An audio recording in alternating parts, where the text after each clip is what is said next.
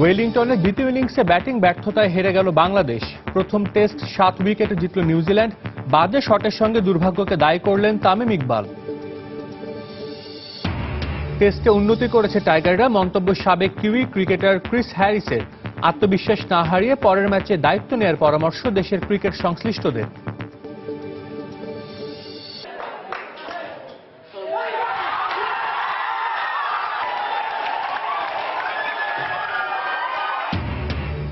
কক্সবাজারে দারুণ জয় পেল বাংলাদেশ নারী ক্রিকেট দল। লো স্কোরিং তৃতীয় ওয়ানডেতে প্রোটিয়াদের 10 রানে হারিয়ে সিরিজে ফিরল রুমানারা। আবারও প্রতিশ্রুতি রক্ষায় ব্যর্থ বাংলাদেশ ফুটবল ফেডারেশন। ঘোষণা হয়নি নতুন কোচের নাম। গোলাম জিলানির অধীনে শুক্রবার শুরু হবে জাতীয় দলের অনুশীলন ক্যাম্প। এবং ওয়ার্ল্ড হকি লিগ রাউন্ড 2 কে সামনে রেখে বিকেএসপিতে অনুশীলন চলছে জাতীয় হকি দলের। র্যাঙ্কিংয়ে এগিয়ে থাকা দলগুলোর বিপক্ষে ভালো ফলাফল করা চ্যালেঞ্জিং, মত কোচের।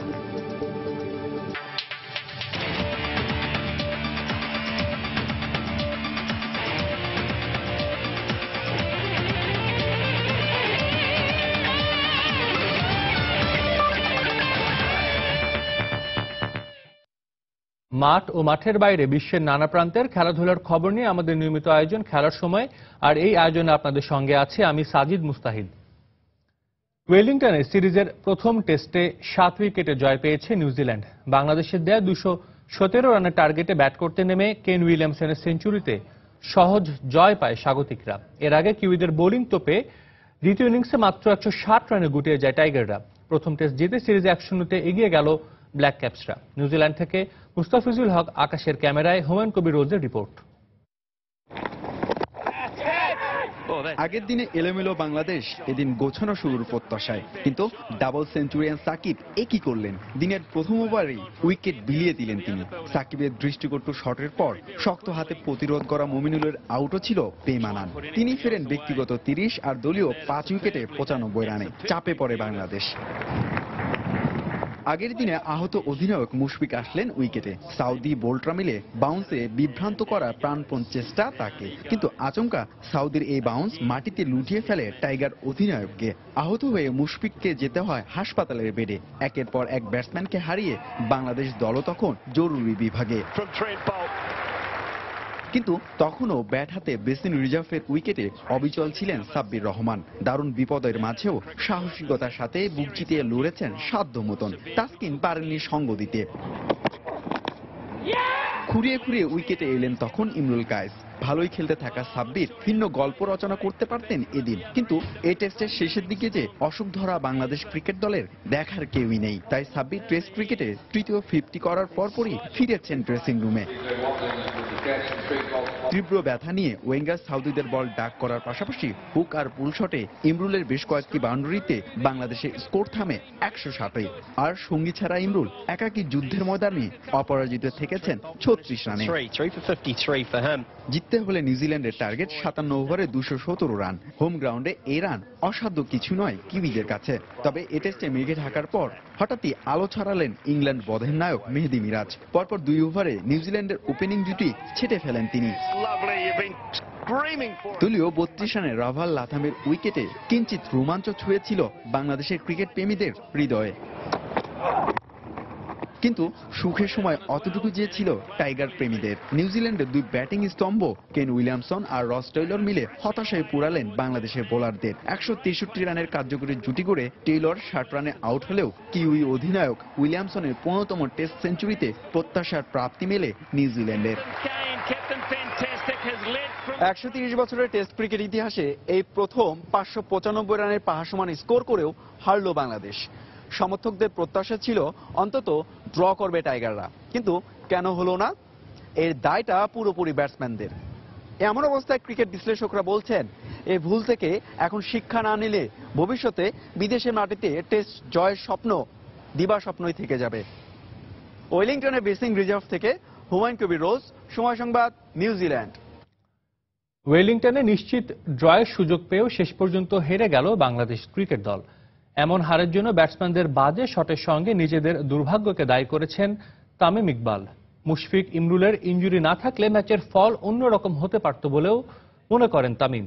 এদিকে টাইগাররা হারলেও তাদের প্রশংসা করেছেন নিউজিল্যান্ড অধিনায়ক কেন উইলিয়ামসন। নিউজিল্যান্ডের মাটিতে প্রথম ইনিংসে 595 রান, প্রথমবারের মতো নিউজিল্যান্ডে বড় সংগ্রহের সঙ্গে সাকিবের দ্বিশতক, মুশফিকের শতক। টাইগারদের নানা রেকর্ড গড়ার সঙ্গে স্বপ্নপ্রিয় বাঙালির স্বপ্নটাও বেড়ে গিয়েছিল কয়েক গুণ। টেস্টে জয় না হোক, অন্তত প্রথমবারের মতো ড্রয়ের স্বপ্ন জেগে উঠেছিল মুশফিকদের ঘিরে। কিন্তু দ্বিতীয় ইনিংসে এসেই সেই পুরনো রোগ ব্যাটিং ব্যর্থতা। হারের আগেই হার মেনে যাওয়া টাইগাররা শেষ পর্যন্ত হেরেছে 7 উইকেটে। তবে এই বাজে হারের জন্য ব্যাটসম্যানদের ভুল শট খেলার সঙ্গে ভাগ্যকেও দায়ী করলেন ওপেনার তামিম ইকবাল। অনেক ভালো খেলেছি, অনেক পজিটিভ আছে, but end of the day we lost the match, ঠিক না? So we are very disappointed as a cricketers, we are very disappointed যে আমরা একটা ম্যাচ হেরেছি। হয়তো বা এখানে 10টা জিনিস পজিটিভ আছে, দুইজন রেকর্ড পার্টনারশিপ করেছে, একজন ডাবল সেঞ্চুরি করেছে, একজন 160 করেছে, but end of the day we have lost the match and this is what matters. মুশফিকের ইনজুরি হওয়া একটা টার্নিং পয়েন্ট হতে পারে, আমার ভুল শট খেলা আউট হওয়া একটা টার্নিং পয়েন্ট হতে পারে। দেয়ার আর লট অফ থিংস, আমি এরকম অনেক কিছুই বলতে পারি। Will try to identify where we have gone wrong and ওটা ঠিকঠাক করে যত তাড়াতাড়ি we need to be prepared for the next one. এদিকে টাইগারদের লড়াই করার মানসিকতা নজর কেড়েছে নিউজিল্যান্ড অধিনায়কের। কঠিন কন্ডিশনে প্রথম 4 দিন মুশফিকরা ভালো খেলেছে বলেও সফরকারীদের প্রশংসার বাণে ভাসান কেন উইলিয়ামসন। সবার সম্মিলিত চেষ্টার ফলেই টেস্টে জয় পাওয়া সম্ভব হয়েছে বলেও ম্যাচ পরবর্তী সংবাদ সম্মেলনে জানান তিনি। পরের টেস্টেও জয়ের ধারাবাহিকতা ধরে রাখতে চায় তার দল। প্রতিকূল কন্ডিশনেও বাংলাদেশ দারুণ খেলেছে। শেষ দিন ইনজুরি ওদের পিছিয়ে দিয়েছে, এটা সত্যি দুর্ভাগ্যজনক। তবে আমাদের ক্রিকেটাররা ওদের কোনো সুযোগ দেয়নি। 3 বিভাগেই ভালো খেলেছি আমরা। পরের ম্যাচেও এই ধারাবাহিকতা ধরে রাখতে চাই। আগামী 20 জানুয়ারি ক্রাইস্ট চার্চে দ্বিতীয় টেস্টে সিরিজ জয়ের লক্ষ্যে বাংলাদেশের বিপক্ষে মাঠে নামবে নিউজিল্যান্ড। পারভিন আক্তার, সময় সংবাদ। ওয়েলিংটন টেস্ট হারলেও সাদা পোশাকের ক্রিকেটে টাইগাররা উন্নতি করেছে, এমনটাই মন্তব্য করেছেন সাবেক কিউই অলরাউন্ডার ক্রিস হ্যারিস। যেখানে মুশফিক আর ইমরুল কায়েসের ইনজুরিতে স্বাগতিকরা কিছুটা সুবিধা পেয়েছে বলেও মনে করেন তিনি। তবে ম্যাচ হারলেও এই টেস্টের প্রথম ইনিংসে ভালো খেলার ধারাবাহিকতা ক্রাইস্ট চার্চেও ধরে রাখার পরামর্শ দেন এই অলরাউন্ডার। নিউজিল্যান্ড থেকে মুস্তাফিজুল হক আকাশের ক্যামেরায় হুমায়ুন কবির রোজের আরও একটি রিপোর্ট। 1992 সালে নিউজিল্যান্ডের হয়ে আন্তর্জাতিক ক্রিকেটে আবির্ভাব ক্রিস হ্যারিসের। এরপর টানা এক যুগ কিউইদের অনেক সাফল্য আর হতাশার গল্পের সাক্ষী এই অলরাউন্ডার। মাঠের ক্রিকেট ছাড়লেও ক্রিকেট ছাড়েনি হ্যারিসকে। এখন দায়িত্ব পালন করছেন কমেন্ট্রি বক্সে। 2002 সালে ব্যাট তুলে রাখার সময় যে বাংলাদেশকে দেখেছিলেন হ্যারিস, তার সাথে বিস্তর ফারাক তার বিশ্লেষণে। বিদেশের মাটিতে যে কোনো দলের জন্য ক্রিকেটের সব ফরম্যাটে সেরা পারফরমেন্স করা কঠিন। তবে বাংলাদেশ এখন পর্যন্ত যেভাবে খেলেছে এক কথায় অসাধারণ। বিশেষ করে বলবো, টেস্টে বাংলাদেশ দারুণ খেলছে কয়েক বছর হলো। আর নিউজিল্যান্ডের মাটিতে যেভাবে লড়াই করেছে এতে আমি বিস্মিত। আর পেস বোলিং বিভাগ অনভিজ্ঞ হলেও তারা দারুণ করেছে।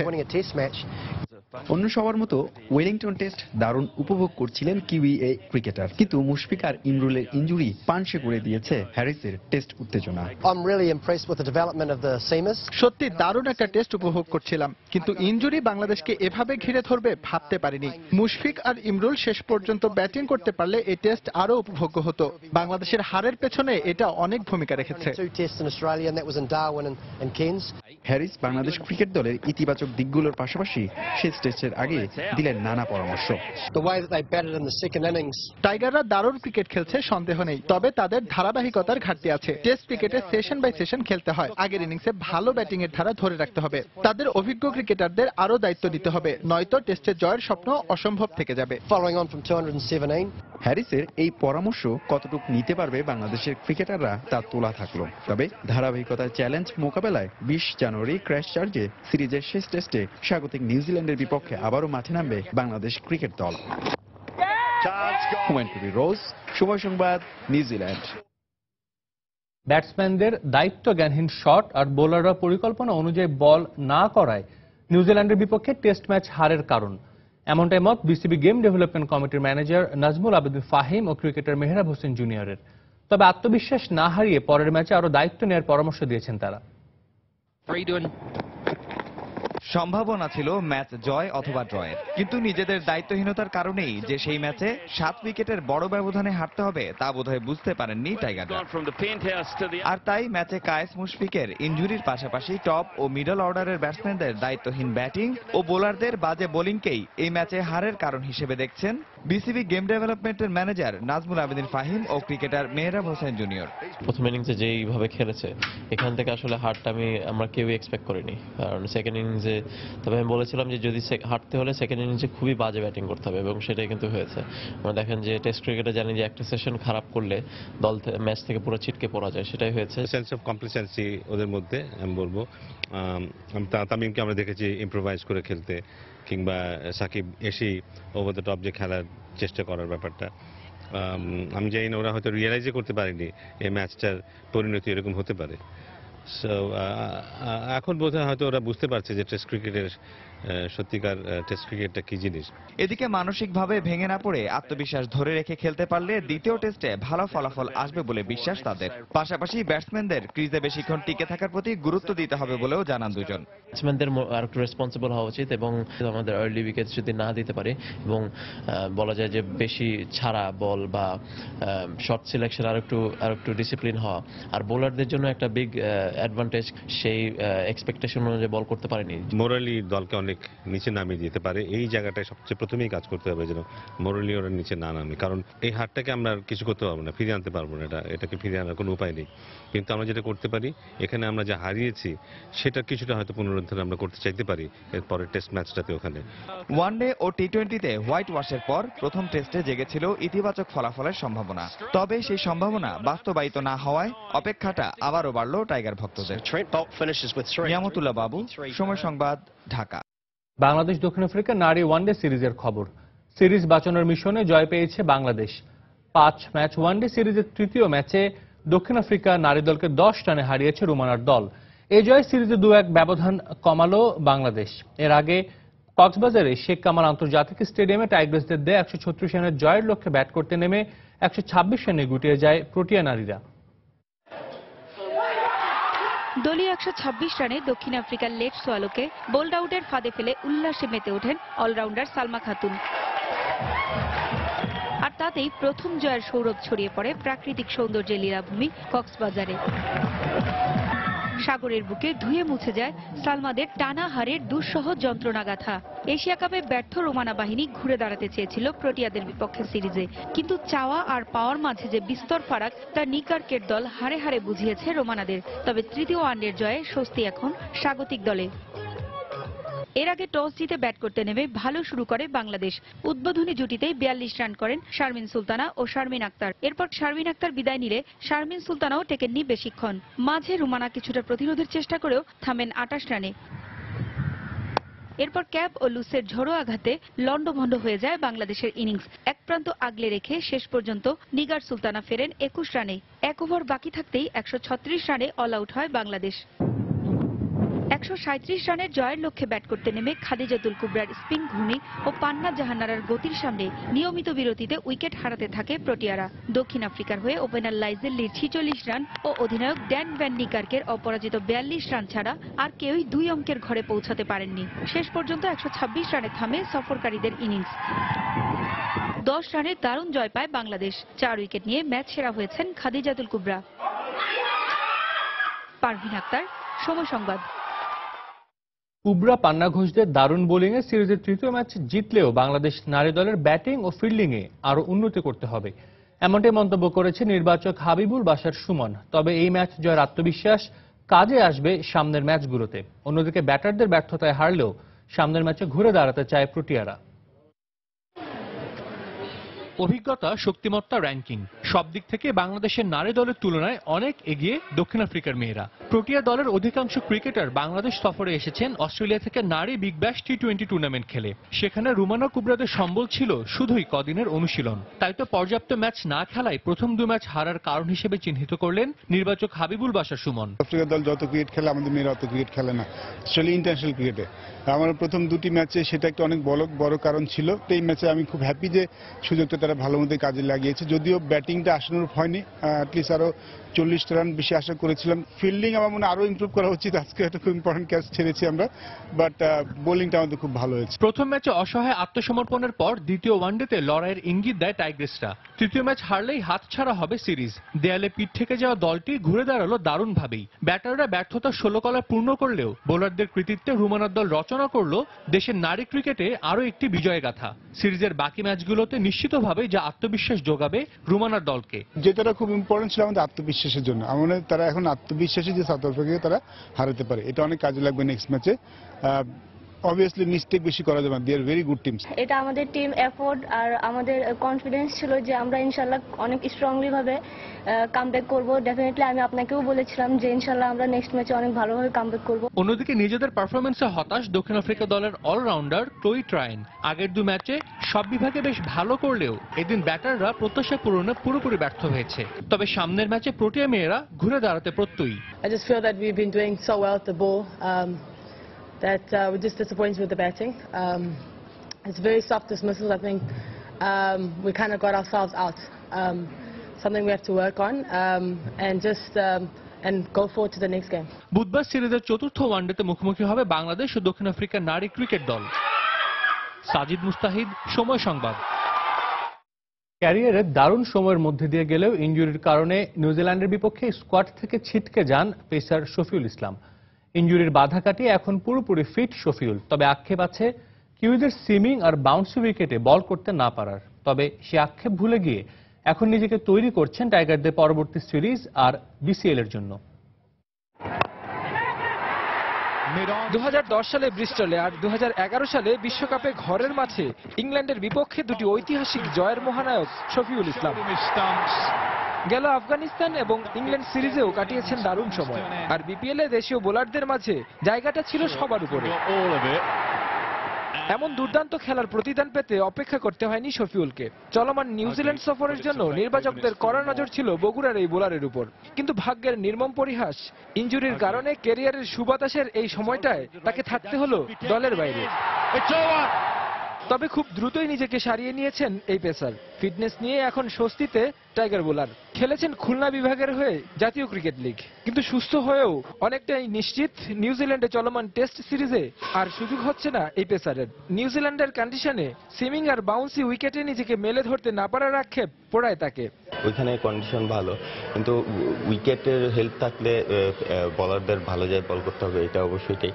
তো কনফিডেন্সটা অনেক বড় জিনিস। অনেকদিন পরে ন্যাশনাল টিমে ফিরছিলাম, ইংল্যান্ড সিরিজটা পুরো খেলছি। তো এই সিরিজটা একদম লাস্ট মোমেন্টে এসে মিস্টেক হতে অবশ্যই খারাপ লাগতেছে।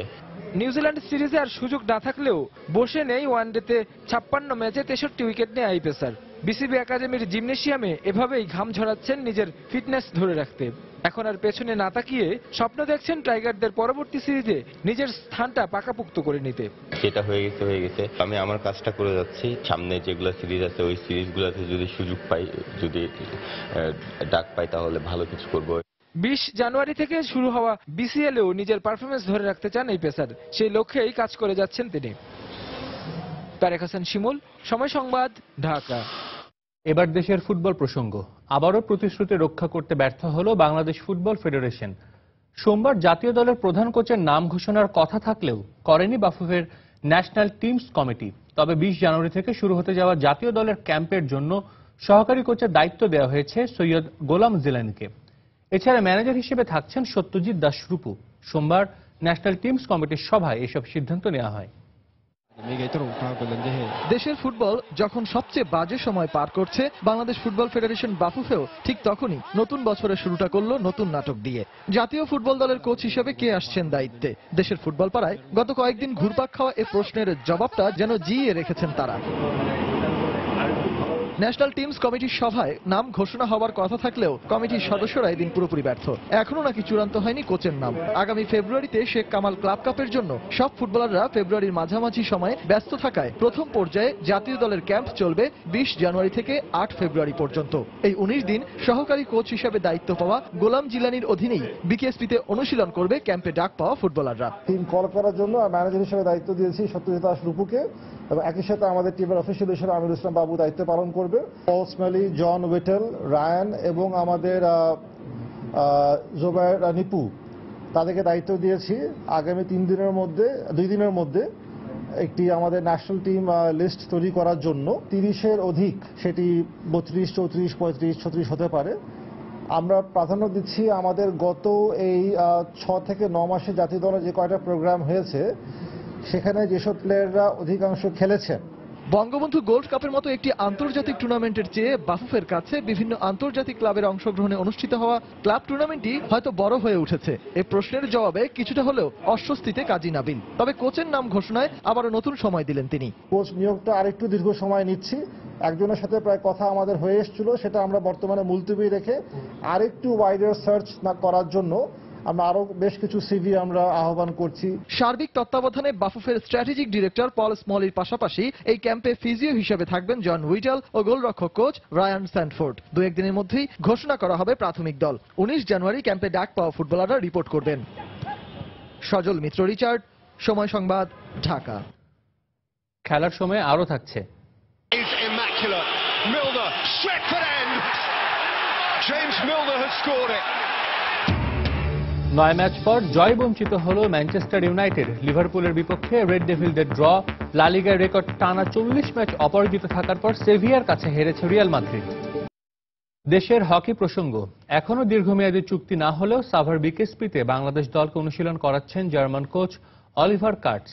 কোচের সঙ্গে বোঝাপড়াটাও দারুণ হচ্ছে বলে জানান দলের সিনিয়র খেলোয়াড়রা। তবে র্যাঙ্কিংয়ে অনেকটা এগিয়ে থাকা দলগুলোর বিপক্ষে ওয়ার্ল্ড হকি লিগ রাউন্ড 2-তে ভালো ফলাফল করাটা বাংলাদেশের জন্য সহজ হবে না বলে মনে করেন কার্টস। বিকেএসপি থেকে ফিরে বিস্তারিত জানাচ্ছেন মাকসুম আলম খান। সাভার বিকেএসপির আর্টিফিশিয়াল টার্ফে প্রস্তুতি চলছে বাংলাদেশ হকি দলের। জার্মান কোচ অলিভার কার্টসের অধীনে ওয়ার্ল্ড হকি লিগ রাউন্ড 2 এর আগে যথাসম্ভব তৈরি হওয়ার চেষ্টায় মগ্ন জিমি চয়নরা। যথাসম্ভব বলার কারণটি পরিষ্কার করা যাক। রাউন্ড 2 এ বাংলাদেশের প্রাপ্তির খাতা ভারী হবে অনেক, এমন ভাবনা আকাশ কুসুম। কেননা র্যাঙ্কিং আর পারফরমেন্সের হিসেবে এই রাউন্ডে অন্য দলগুলো যে বাংলাদেশের চেয়ে এগিয়ে বহু ক্রোশ। 15-17 is Canada. র্যাঙ্কিংয়ে বাংলাদেশের অবস্থান 32। কানাডা, মিশর, চীনের মতো র্যাঙ্কিংয়ে 20-এর মধ্যে থাকা দলগুলোকে মোকাবেলা করতে হবে ছেলেদের। সবগুলোই কঠিন প্রতিপক্ষ, কঠোর পরিশ্রম করতে হবে আমাদের। তবে কার্টসের অধীনে জাতীয় দলের ক্যাম্প চললেও তার সঙ্গে দীর্ঘমেয়াদী চুক্তির বিষয়টি এখনো ঝুলে আছে কর্তৃপক্ষের অভ্যন্তরীণ জটিলতায়। কিন্তু জার্মান কোচের সঙ্গে পুরো দলের বোঝাপড়াটা বেশ সাবলীল। নিবিড় অনুশীলনে বড় মঞ্চের আবহটা বোঝানোর চেষ্টা করছেন তিনি। যেহেতু পুরানো কোচ, উনি 2009 প্রথম আমাদের সাথে ছিলেন। হারুন ভাই আছেন আমাদের সাথে, উনি এবং অলিভার দুইজনই আমাদের সাথে খুব বেশি ফ্র্যাঙ্ক, এবং ওনারা কি চাচ্ছেন প্লেয়ারদের কাছে সবাই খুব কুইকলি বুঝতে পারে। যেহেতু টুর্নামেন্টটা খুব হাই লেভেলের এবং কোচে আগের থেকে ইনফরমেশন ছিল যে আমরা এই টুর্নামেন্টটা আমাদের খুবই ইম্পর্টেন্ট একটা টুর্নামেন্ট এবং আমাদের টার্গেট থাকবে ভালো খেলার এবং থার্ড রাউন্ড কোয়ালিফাই করার। তার টার্গেট হচ্ছে যে আমাদের ফিটনেস লেভেলটা যাতে পরবর্তী যে টিমগুলো আছে ওয়ার্ল্ড কাপ লেভেলে ওই টিম পর্যন্ত যাতে আমরা ফিটনেস লেভেলটা থাকে। এদিকে চুক্তি নিয়ে ফেডারেশনের সঙ্গে কথোপকথনের বিষয়ে খোলাসা করে কিছু বলেননি কার্টস। আপাতত দক্ষিণ আফ্রিকায় কন্ডিশনিং ক্যাম্প আর প্রস্তুতি ম্যাচ নিয়েই ভাবছেন তিনি।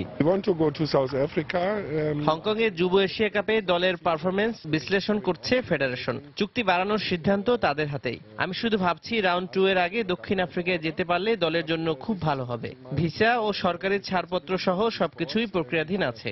আশা করছি শিগগিরই ইতিবাচক কোনো খবর পাওয়া যাবে। জাতীয় দল ছাড়াও যুব দল ও তৃণমূল পর্যায়ের খেলোয়াড়দের দল বাছাইও কাজ করছেন অলিভার কার্টস। মাকসুম আলম খান, সময় সংবাদ, ঢাকা। আবারও স্বাগত খেলার সময়ে। ইউরোপিয়ান ক্লাব ফুটবলের খবর, টানা 9 ম্যাচ পর জয়বঞ্চিত হল ম্যানচেস্টার ইউনাইটেড। উত্তেজনাপূর্ণ ম্যাচে লিভারপুলের বিপক্ষে 1-1 গোলে ড্র করেছে রেড ডেভিলরা। এদিকে রেকর্ড গড়ে টানা 40 ম্যাচ অপরাজিত থাকার পর হারের মুখ দেখল রিয়াল মাদ্রিদ। সেভিয়ার কাছে 2-1 গোলে হেরেছে লস ব্ল্যাঙ্কোসরা। ঘরের মাঠ ওল্ড ট্র্যাফোর্ডে খেলা, সেই সঙ্গে টানা 9 ম্যাচে জয়ের সুখ স্মৃতি। তাই ইংলিশ প্রিমিয়ার লিগের হাই ভোল্টেজ ম্যাচ হলেও লিভারপুলের চেয়ে এ ম্যাচে অনেকটাই এগিয়ে ছিল ম্যানচেস্টার ইউনাইটেড। ঘরের মাঠে এগিয়ে থেকেও যেন বারবার পিছিয়ে যাচ্ছিল স্বাগতিকরা। ফরওয়ার্ডদের ব্যর্থতা আর প্রতিপক্ষের শক্ত রক্ষণভাগের কারণে জালের ঠিকানা খুঁজে পাচ্ছিল না রেড ডেভিলরা। উল্টো ম্যাচের 27 মিনিটে ডি বক্সের ভেতর পল পগবার হাতে বল লাগলে পেনাল্টি পায় লিভারপুল, আর তা থেকে গোল করে জেমস মিলনার লিড আনেন অল রেডদের হয়ে। এরপর অনেক চেষ্টা করে প্রথমার্ধে আর গোল পরিশোধ করা হয়নি স্বাগতিকদের। অবশেষে বিরতির পর ম্যাচে 84 মিনিটে জলাতান ইব্রাহিমোভিচ গোল করে চলতি মৌসুমের 14তম গোল পূরণের পাশাপাশি সমতায় ফেরান ম্যানচেস্টার ইউনাইটেডকে। আর তাতেই পয়েন্ট ভাগাভাগি করে সন্তুষ্ট থাকতে হয় হোসে মরিনহো ও ইউর্গেন ক্লপের শিষ্যদের। এই ড্রয়ের ফলে 45 পয়েন্ট নিয়ে 3 নম্বরে আছে লিভারপুল আর 40 পয়েন্ট নিয়ে ম্যানচেস্টার ইউনাইটেডের অবস্থান 6 নম্বরে। এদিকে স্প্যানিশ লিগে সেভিয়ার মাঠে স্বাগতিকদের বিপক্ষে 3-5-2 ফরমেশন নিয়ে মাঠে নামে রিয়াল মাদ্রিদ। রোনালদো, রামোস, বেনজেমাদের মতো তারকা ফুটবলাররা থাকতেও গোলের জন্য অপেক্ষা করতে হয় দ্বিতীয়ার্ধ পর্যন্ত। বিরতির পর ম্যাচের 67 মিনিটে পেনাল্টিতে গোল করে মাদ্রিদিস্তানদের হয়ে লিড আনেন পর্তুগিজ তারকা ক্রিস্টিয়ানো রোনালদো। ম্যাচের 85 মিনিটে সার্জিও রামোসের আত্মঘাতী গোলে সমতায় ফেরে সেভিয়া। এরপর ইনজুরির সময়ে স্টিভেন জোভেটিচের গোলে এগিয়ে যায় স্বাগতিকরা, আর তাতেই জয় নিশ্চিত হয় সাম্পাওলির শিষ্যদের। অন্যদিকে টানা 40 ম্যাচ অপরাজিত থাকার পর হারের হতাশা নিয়ে মাঠ ছাড়ে লস ব্লাঙ্কোসরা। তবে হারলেও 40 পয়েন্ট নিয়ে টেবিলের শীর্ষে আছে জিদানের দল। তারপরেই 1 পয়েন্ট কম নিয়ে সেভিয়া আছে টেবিলের 2 নম্বরে। ফারজানা মুমু, সময় সংবাদ। আবারও জার্মানির বর্ষসেরা ফুটবলার হলেন মেসুত ওজিল। ভক্তদের ভোটে এ নিয়ে পঞ্চমবারের মতো জার্মানির সেরা ফুটবলার নির্বাচিত হলেন আর্সেনালের এই প্লেমেকার। প্রায় 3,17,000 ভক্ত তাদের মতামত প্রকাশ করেন। এর মধ্যে 54.5% ভোট পেয়ে 2016 সালের জার্মানির সেরা ফুটবলার হয়েছেন মেসুত ওজিল। রিয়াল মাদ্রিদ তারকা টনি ক্রুজ 33.9% ভোট পেয়ে দ্বিতীয় হয়েছেন। এর আগে 2011, 2012, 2013 এবং 2015 সালেও ডায়মন্ড শেফদের সেরা ফুটবলার হয়েছিলেন ওজিল। গেল বছরটা জার্মানির জার্সিতে খুব একটা ভালো না কাটলেও ক্লাব আর্সেনালের হয়ে ভালোই ফর্মে আছেন সাবেক রিয়াল মাদ্রিদ তারকা। চলতি মৌসুমে এরই মধ্যে 9 গোল করার পাশাপাশি বেশ কিছু অ্যাসিস্টও করেছেন 28 বছর বয়সী এই প্লেমেকার। তাই ওজিলের সাথে চুক্তি বাড়ানোর চেষ্টা চালাচ্ছে তার ক্লাব আর্সেনাল। আবারও স্বাগত খেলার সময়ে। অস্ট্রেলিয়ান ওপেন টেনিসের খবর। অস্ট্রেলিয়ান ওপেনের পুরুষ এককে জয় পেয়েছেন রজার ফেদেরার এবং নারী এককে কষ্টার্জিত জয় পেয়েছেন অ্যাঞ্জেলিক কেরবার। দীর্ঘ 6 মাস পর কোর্টে নেমে দারুণ খেলে জয় তুলে নিয়েছেন ফেদেরার। অস্ট্রেলিয়ান ওপেনের প্রথম রাউন্ডে ইউর্গেন 6-3 গেমে জিতে ম্যাচ সমতায় আনেন। পরের 2 সেট 6-2 ও 6-2 গেমে জিতে দ্বিতীয় রাউন্ডে পা রাখেন ফেদেরার। এদিকে নারীদের এককে অ্যাঞ্জেলিক কেরবার লিসা টসরেঙ্কুকে 6-2, 5-7 ও 6-2 গেমে হারিয়ে দ্বিতীয় রাউন্ডে উঠে গেছেন এই তারকা। অস্ট্রেলিয়ান ওপেনের আরো খবর। বছরের প্রথম গ্র্যান্ড স্ল্যাম অস্ট্রেলিয়ান ওপেনের শুভ সূচনা করেছেন ব্রিটিশ তারকা অ্যান্ডি মারে। নারীদের এককে জিতেছেন ভেনাস উইলিয়ামস, তবে প্রথম রাউন্ডে হেরে গেছেন রোমানিয়ার সিমোনা হ্যালেপ। অস্ট্রেলিয়ান ওপেনের 105তম আসরের শুরুটা হয় বেশ জাঁকজমকপূর্ণভাবেই। প্রথম দিনেই কোর্টে নামেন র্যাঙ্কিংয়ের 1 নম্বর তারকা অ্যান্ডি মারে। ইউক্রেনের ইলিয়া মার্চেনকোর বিপক্ষে প্রথম সেট 7-5 গেমে জয় পান মারে। পরের 2 সেটে তাকে কঠিন প্রতিদ্বন্দ্বিতার মুখে ফেলেন মার্চেনকোর। টাই ব্রেকে 7-6 ও 7-5 গেমে জিতে 2 ঘন্টা 40 মিনিটের লড়াই শেষে দ্বিতীয় রাউন্ডে পা রাখেন মারে। তবে নারীদের এককে হেরেছেন রোমানিয়ার সিমোনা হ্যালেপ। যুক্তরাষ্ট্রের সেলবি রজার্সের কাছে 6-3, 6-1 গেমে হেরেছেন তিনি। এদিকে নিজেদের 17তম অস্ট্রেলিয়ান ওপেনের শুরুতে কঠিন লড়াইয়ের মুখে পড়েন যুক্তরাষ্ট্রের ভেনাস উইলিয়ামস। ইউক্রেনের ক্যাটারিনা কজলোভার বিপক্ষে 7-6 ও 7-5 গেমের কষ্টার্জিত জয় পেয়েছেন 36 বছর বয়সী ভেনাস।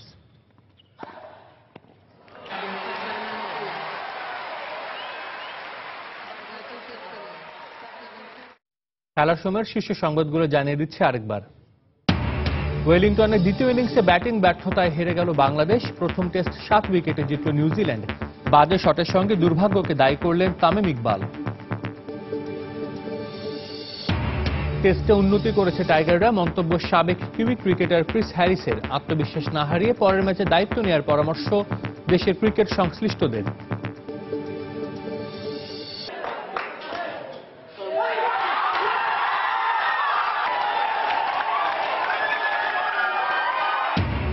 কক্সবাজারে দারুণ জয় পেল বাংলাদেশ নারী ক্রিকেট দল। লো স্কোরিং তৃতীয় ওয়ানডেতে প্রোটিয়াদের 10 রানে হারিয়ে সিরিজে ফিরল রুমানারা।